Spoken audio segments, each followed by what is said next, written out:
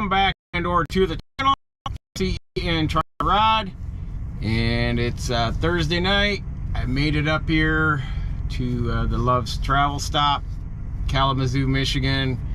I unloaded 2 trailers down south. I did a relay, Charleston, West Virginia, Wednesday morning, so yesterday morning. So before we get started, like, share, subscribe.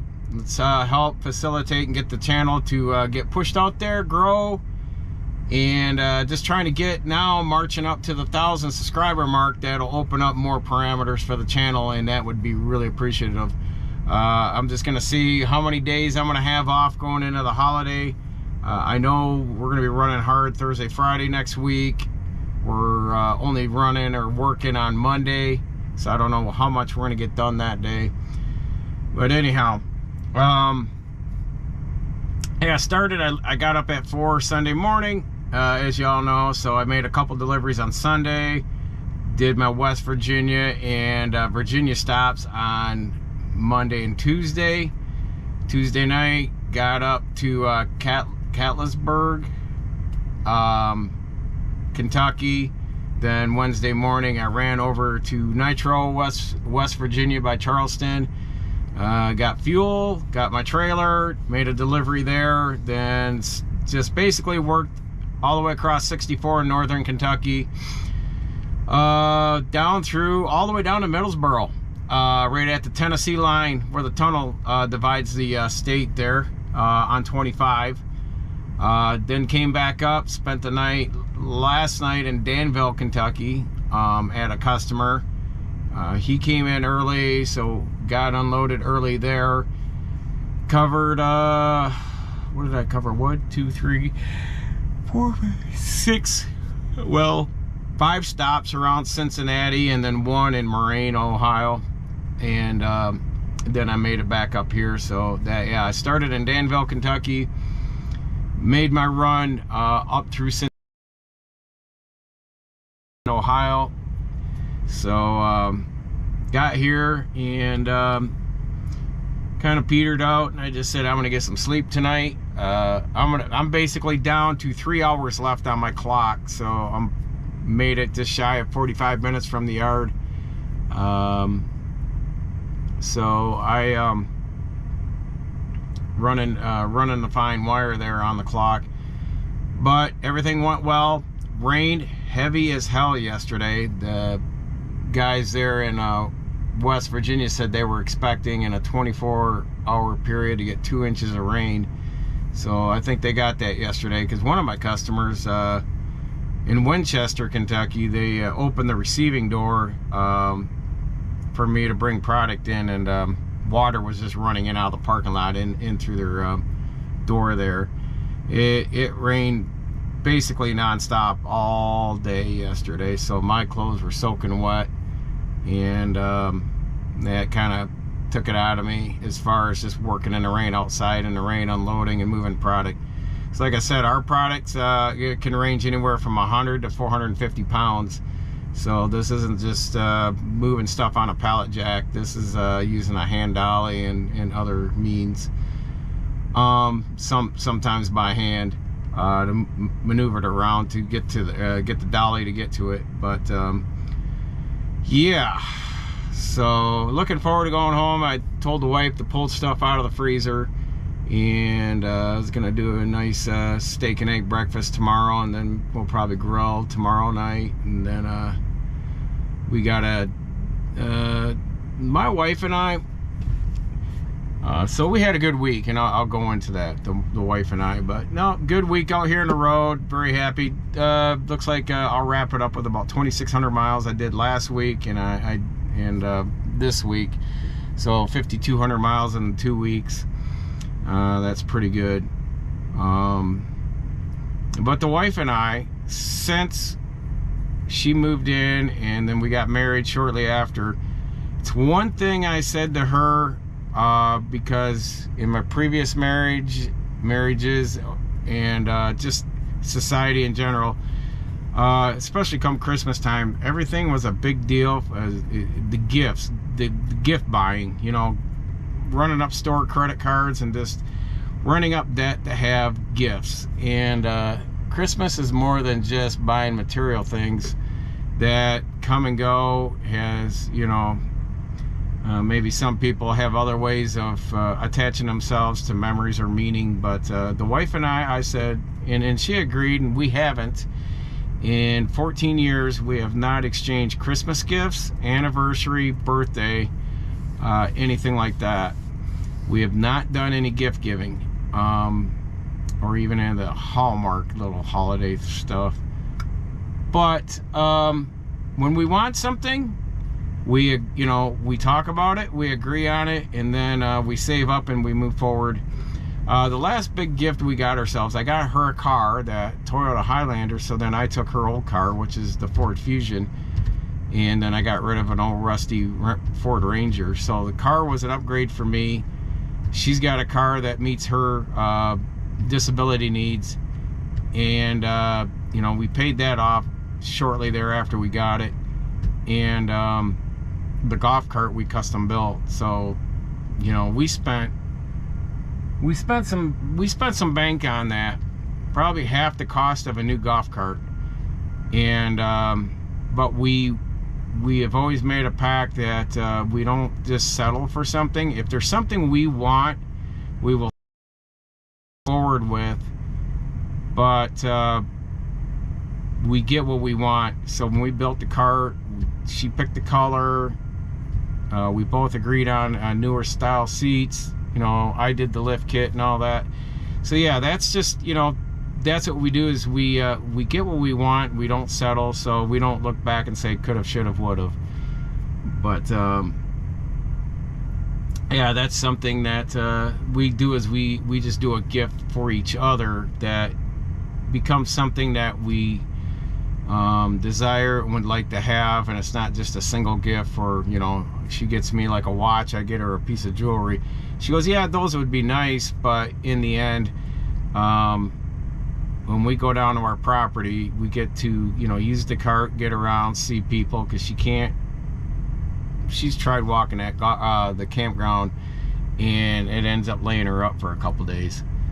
So if she spends a day out walking around the whole campground. So the golf cart is a I want to say a medical means for her to get around without her body getting depleted. So yeah, she struggles with a lot of stuff, and if you've seen in the other videos I've done, you know, she's had 17 surgeries in the last going on 12 years. But we make it work, and we never feel sorry for ourselves. It's feeling good that finishing the year out with way more certainty than what I started with. And the channel's grown. I would like to see it grown more, but I'm happy where it's at. I mean, for, you know, a lot of my days I'm out here 5-6 days a week.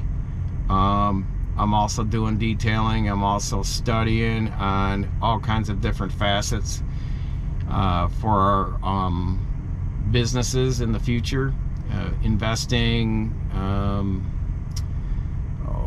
what do I want to say, investing, but trading, investing, and just hedging into assets that grow with equity. So yeah, there was something else I was gonna say, but yeah, so getting back to it, so we don't give gifts, but what she did was she booked us for a half a day, couples time at a spa for a massage and all the other stuff. So it'll be something we can enjoy Saturday. So I told her, well, I'm not going to be worth a hoot, so after that, so we'll probably just grill again and just chill out. I haven't, you know, and the thing of it is I used to drink a lot a few years ago, and I could say I can't tell you when the last time, if I had a drink, it's probably been about 4 months. Really stepped away from that. There's been more pressing I want to say, more important things that have presented on my plate that is positive and progressively going forward so well that I can't be tripped up on alcohol or other stuff that's a stimulant, you know, anything like that. You know, I've been backing off on the caffeine, getting more sleep out here. That's why the videos have been here or there once or twice a week, because sometimes, like last night, I shut down. I cleaned up because the truck was, I had so much mud on the driver's side just from in and out from a lot of the customers, so I cleaned up. It was like pretty much a starry night down there, and cleaned up the windows, just cleaned up in here, and then made dinner, and then I went to bed. So yeah, that's you know, something we're looking forward to, is just enjoying the weekend, decompressing and just taking a breath. I hope you all are doing, you know, planning on doing the same and getting out, seeing family. If I got a little extra time, I may go see an ailing family member. I need to make a trip to Ohio for that again. I was just down there in August for my dad's birthday, so I'll probably be making another trip here sometime in the next week or two. So yeah, not a lot of plans going forward. The wife, and like I said, I'm 45 minutes to an hour south of my house, but wife said she got enough snow that's pretty much covered up the grass. So you know, it's funny that when I talk to people down south, you know, they get a dusting of snow and everything comes to a stop, and they can't figure out how to drive in it. And you know, I've been out here and, you know, anywhere 8 inches of snow, just plowing right along, getting the job done, unloading and just driving. So up here, I don't know, when you're from Michigan, it just seems like you get anywhere from 6 inches to 12 inches of snow. It's like you're still coming into work, right? You know, that's not detrimental. I think when it gets detrimental is when it's like 18 to 24 inches of snow. It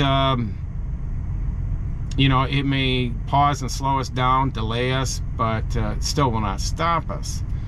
I remember we had gotten, I want to say the winter of 2014, 2015, right after the Super Bowl, we were in the middle of a snowstorm. I forgot my wallet. My wife had to bring it out, and it took her an hour to get there. And in that Fusion, she was pushing with the fog lights, was just basically under snow, trying to go down the road. But she brought my wallet to me, and yeah, I left Michigan, went to Ohio, made deliveries. You know, I don't look at that kind of situation where, you know, well, we can't drive in that, why not? An experienced driver, and that's just it, as I was explaining it to one of the guys that are going to truck driving school to get his A here, Steven, and I said, you know, one thing you'll find is some people may want to hire someone that is acclimated to driving in blizzards and snowstorms, because they have a better grasp of the ground and terrain under them while maneuvering these vehicles. You're gonna find that you get a good old boy, like, you know, truck driver out of Miami or South Texas, they get up in these parts in a snowstorm, you know, or the depth of the snow, even like across Wyoming and Colorado, where these guys are stranded out on the highway. I don't know, we watch the weather report religiously through this time of the year. My wife's got alerts. My work, my employer, you know, they'll send out text messages to us if we're gonna endure some kind of snow, high wind or rain or something, even during like down where I work at, tornadoes, high winds and stuff like that, just to give us a heads up. So that's pretty crucial as a truck driver, that you, when you're navigating, you should be knowing what you're enduring for the day in your with the weather. And you should have apps, you should have a way with your smartphone to be able to look ahead and see what you're, you know, entailing for the day. So that way you can dress properly, get out what you need to, you know, for me, it was like I had a extra hoodie. I ended up changing out of my jeans at the end of the day because they were sopping wet. But I had my boots drying out with the heater vent last night, and everything dried up good. And I carry a can of Lysol disinfectant, and I spray my boots and that so they don't get all nasty smelling after being wet. But that's an old snowboard trick we've done for many years with our gloves and boots and all that, so they don't get all that, that sweaty sock smell. So no, it's been a pretty quiet night. I've noticed the last couple nights the truck traffic has slowed down as many folks are making their way to their home terminals to park the trucks for the holidays, or they're heading home, you know, dropping the trailers and bobtailing home. So I'm seeing a lot of bobtails out there. Truck parking is not a problem for this week, and I'm sure for the next 2 weeks probably will not be. But you know, that's something to keep in mind during the holidays. Many companies that may be running with product for manufacturers will sometimes shut down over the holidays, take a 2-week break.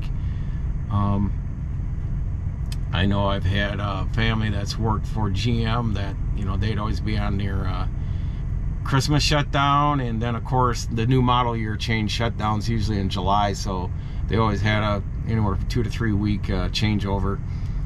And I think the end of June or right at the top end of July there, they'd go into that model changeover for the next year. But yeah, it's been nice. The weather was great today. My windows are still clean. Gave the windshield a wipe down. There was actually a few bugs coming up from Kentucky, so I just cleaned all that up. So I can just grab my fuel in the morning, get in the yard, kind of figure out what we're doing next week, and then I'm gonna make my way home. And not gonna do anything tomorrow when I get home. I'm just gonna kick my feet up after we eat and decompress a little bit, because you know, I've been out here since Sunday morning. I got on the road around 5 a.m. and got the first trailer unloaded by Tuesday afternoon, and did the second trailer yesterday and today. So and that's basically this. Right now I'm just over 2,600 miles in.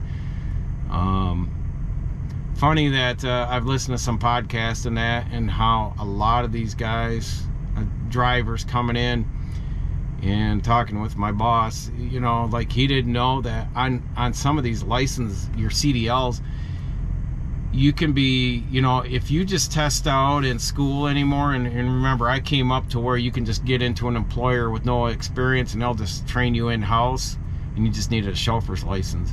It's easy peasy back then, but now it's all this bullshit schooling stuff. But I'm not a fan of it in some aspects. But you can test out in just automatic only, but then that puts a mark, they put a designator on your CDL that, you know, you only were trained in driving an automatic truck. So even if you know how to drive a stick and you get in and drive a stick shift, I think you get thrown out of service, because you don't have the endorsement to drive a stick shift. So for me, I don't know what that designator is. I told him to Google it, but he didn't know that. And I said, yeah. I said, so that's why it's important and imperative that if you go to truck driving school, just get all your endorsements. Test out in manual stick shifting and have all your endorsements, because in this economy that is so volatile right now, leave yourself opportunities to walk in any door in this field, you know. And for me, I got my mechanic's license, and my wife even talked to me about going back to school and getting recertified in welding and all that. But I said, at my age, I said, it's too much grunt work. I'm good right where I'm at, and I'm right where I need to be. You know, when you've hit that pinnacle where you know, do I go back to school? Do I do this? Do I do that? That's all past me now. I'm good, and I'm confident, and I'm happy right where I'm at in life, and all the stuff I've been learning to do, even if my health and or this company, you know, where I don't have a job in driving anymore, then I've got a means and a way to fall back on, and I can be home and still produce income. And that's very imperative to facilitate yourself in such a way that you always have that contingency or backup plan to always cash flow and never worry. It seemed like that was the thing in the 70s, because I was around a lot of my dad in the manufacturing and the chemical plants, and then of course my mom's family in the the UAW and GM. But any plant closures, layoffs, you know, then you're all beating the street and looking for another job and things. You know, people have lost houses, cars repoed, life coming to a standstill, because, you know, you put all your eggs in a basket working for the, you know, the manufacturer, the company. You know, just like a lot of these towns in West Virginia that have been decimated from, you know, coal mines being shut down, and the towns are just buttoned up. Everyone's just packed up, moved down, and went somewhere else, and deserted neighborhoods and towns and buildings and jazz like that. So I want to say, wrapping up 2024, I've been very, very pleased with the amount of education I've obtained so far this year, and some new assets of things I'm learning for business, being self-employed, and our debts. We just reviewed our debts yesterday or day before, and just to see, and I said, man, I'm really surprised with how much debt we paid off this year and what little is left to go. And she goes, hey, we got quite a few, you know, we got quite a bit of money in the bank, discretionary. And she goes, hey, I can pay this, or I can pay this off. You know, you want to pay some debt off. And I said, you know what? It's the, you know, beginning of the week. I said, it's the middle of the month, December. I said, we still got January and February. History has taught us that my furnace went out like the first week of January, about 7-8 years ago. And last week I got out of work, went and picked up meds for the wife, went to roll the window down in the car, and the cables broke in the window regulator. So got her meds, went home. We ran some errands, but the next day, which was last Friday, I ended up pulling the door all apart, getting it, and luckily parts store had it in stock, $42 for, you know, through Dorman. But 3 hours start to finish, and that's running and getting the parts. So got that installed and done, and it's working like new, and cleaned up the door, put everything back together, easy peasy. I said, things have happened, you know, to where I said I would rather have that few $1,000s in the bank in case some bullshit karma train comes along and decides to bite us in the ass during this winter. I said, I'd rather just have the cash than to be like just a few $100. I said, let's have a few thousand. And I never could say that in the past, but it's good to know that the nest egg's building good, our investments are building good, job's going great, we're expanding, so I'm going to be busier after the holidays. So I'm like, I'm welcoming the holidays for a little slowdown, and then after January 1st, boy, we're going out like a rocket and gobbling up new territory. So I'm looking forward to that.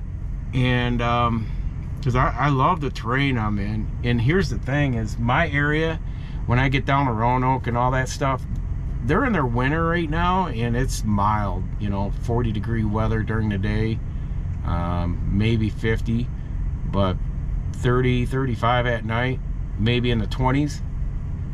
But they're in their winter up until probably the end of January. Last year I went through that, and I had that rental truck while this was down the first time, and that rental truck in February, this past February, didn't have AC. I was smothering in that truck, because I remember there was a few times down in Virginia it was like 70 degrees in February, and I was like, man, this thing's a hot box. So I ran the truck and just, you know, ran the fans in there, and it wasn't like, you know, like the summer when the sun beating down on you, and that was cooking me good. But yeah, so I'm just like, in a positive note, you know, looking at things in a positive aspect. I said, man, I've only got probably 4 to 5 more weeks of winter down in my work area, and I said, I'm basically into the springtime down there in February. Up here, January, February is a shit show up here in Michigan. You know, we're gonna get kittywomp slammed in the 1st of March with snowstorms, and February always rears its head for below zero, you know, 10, 20 below zero temperatures. And I remember the first winter I worked here, we had so much truck problems with the DEF fuel, freezing up like a slushy. And you'd have to take bottles of DEF, take it in your hotel room, put them on the heater and get them cooking hot overnight, go out and pour it in your tank just to get that truck to get it circulating and moving. It was so bad. And I had fuel gel up just enough where I put some power service in there, and it cleared out through the day. A couple times that happened. Once with the International I had, then my Freightliner. But overall, I think we just got bad fuel, or I did. But the DEF, we just fought. I wasn't in the cold terrain. The other guys were up north in the Upper Peninsula. So yeah. I don't miss it. That's why I like where I'm going every week, because I just drive like hell to get away from Michigan in the winter, and just head south and just work all week in the warmth. And I'll take it. I'll take the rain yesterday. I wasn't bitching about the rain, but it slowed me down, and it definitely just, you know, it's definitely hard to move around when you're soaking wet trying to move product, but we got through it and got a good night's rest. But gonna do that now. So I just wanted to chime in, chit chat a little bit. Really appreciate everyone that has helped you know, subscribe and contribute to the channel. I'll probably tomorrow, if we're grilling outside, I'll probably live stream, get the wife on there, because we're trying to, she got her computer tuned up and the antivirus, mine needs to get the antivirus and all that updated, and I got to clear out some videos I edited from YouTube. I got to make room on that. I want to get Streamlab on there and be able to at least once a week at home live stream her and I just having discussions. I've been talking about it. So last week wasn't a good week to even, you know, the day I wanted to work in the office, I was out, you know, basically running around and just fixing the car, and I was shoveling snow too. We got, yeah, the yard and the driveway was all backed up with snow, so she can't take care of that too well until I get home. So I'm looking forward to, you know, once I get my computer tuned and we can get ourselves synced in, I definitely want to do some live streaming, her and I, and just have discussions. She's got some pretty good perspectives on things. She follows more of court cases and docs in that sense, legal stuff, and not, you know, I would say murder mystery, but she just keeps in track of what's going on in the courts and all that, where I keep it in touch more with the economy and investing side, you know, Wall Street and all that. So yeah, it's an interesting, though. Wall Street's been on a 11 day down. Yesterday was 1,140 points down. So that's why I started businesses, and that's why I moved all my money last August when the yen carry trade was I don't want to say jerking the markets the 1st of August. And I said, I'm going to sit idle until after Trump's in. I want to see what the first quarter is going to bring and how things are going to do before I move my money back out into a more aggressive state where it can be on a higher compounding. So right now I got it into I want to say it's hedged more safely. It's a slow growth, but it won't bleed as if I just threw it out there in the wide open market where I can make a good 10-12% return. So I'm just going to pull back. But you know, we are dollar cost averaging in the metals and looking at Bitcoin, or well, Bitcoin, but looking at XRP and some other coins right now while they're on the high. And I think Bitcoin, as far as the dollar cost average, I'm just sitting on that. You know, a lot of guys, they'll wait till there's a pullback and then sell off and then go back in when it's, you know, where it's turning the corner on the bottom and going back up.